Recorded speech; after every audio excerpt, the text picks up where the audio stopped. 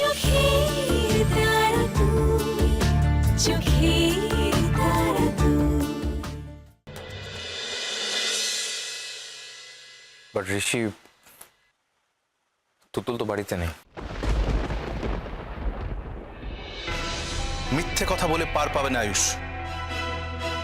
এই ব্যাপারটায় আমি আগের সব ব্যাপারের মতো কিন্তু উদার থাকবো না। আমার তো মিথ্যে কথা বলার কোনো প্রয়োজন নেই। হঠাৎ মিথ্যে কথা বলছে মনে হলো কেন তোমার? তুতুল যদি তোমার বাচ্চাকে নিয়েও থাকে তাহলে ও এ বাড়িতে আসেনি, আর যতক্ষণ ও এ বাড়িতে না আসছে আমার কোনো দায় নেই ঋষি।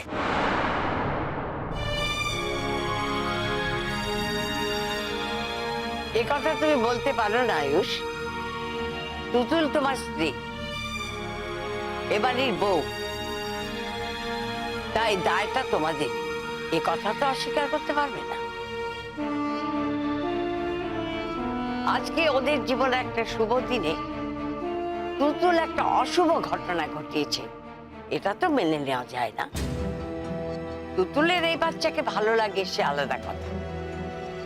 ভালো লাগে বলে হ্যাঁ, সে মাঝে মাঝে বাচ্চার কাছে যেতে পারে, দেখে আসতে পারে, কিন্তু এইভাবে কাউকে কিছু না বলে গোপনে বাচ্চাটাকে নিয়ে চলে যেতে পারে না।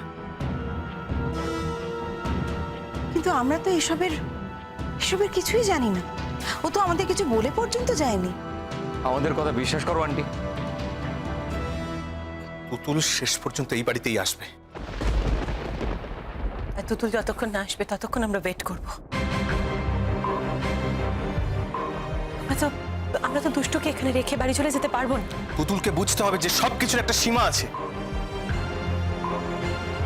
আর ও কিন্তু সীমা অতিক্রম করছে। এবার আমারও ধৈর্যের বাঁধ ভাঙছে। এবার আমি বাধ্য হবো থানা পুলিশ করতে, রাইট? আমি ছাড়বো না। করো নাও ঋষি, আমার কোনো আপত্তি নেই। যেমন করে পারো তুমি তোমার বাচ্চাকে তোমার কাছে ফিরিয়ে নাও। দেখো আমি অনেক চেষ্টা করেছি, আমি পারি। দেখো তুমি যদি পারো। এই আয়ুষ, এটা তোমাদের যৌথ চাল নয় তো? হ্যাঁ, আমি কিন্তু এই ব্যাপারটায় কোনো রকম কম্প্রোমাইজ করবো না, আমি তোমায় বলে রাখলাম। মাইন্ড ইউর ল্যাঙ্গুয়েজ ঋষি। যদি চাল দিতে হতো আমি যেমন করে হোক প্রমাণটা করতাম, অ্যাটলিস্ট প্রমাণ করার চেষ্টা করতাম যে বাচ্চাটা আমার, কিন্তু আমি তা করি। উল্টে আমি তুতুলকে বোঝানোর চেষ্টা করেছি ঋষি। সেটা তোমাদের ব্যাপার, কিন্তু আমি আমার বাচ্চাকে ফেরত চাই, এবং আজ রাতেই।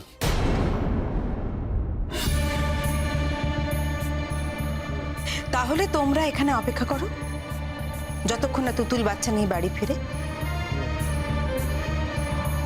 তারপর বাচ্চা নিয়ে বাড়িতে ফিরলে ওর কাছ থেকে ছিনিয়ে নিও। এছাড়া তো আর কিছুই বলার নেই আমাদের।